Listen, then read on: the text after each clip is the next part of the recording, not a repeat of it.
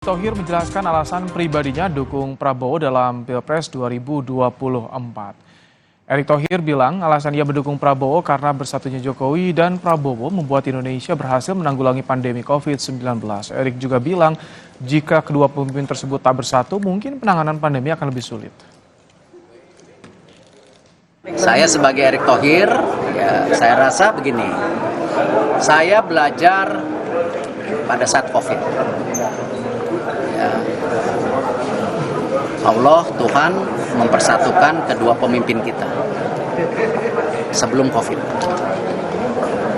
Sehingga kita ketika perpecahan pemilu pada saat itu bersatu. Dan yang berinisiasi Pak Jokowi untuk merangkul. Pak Prabowo membuka tangan.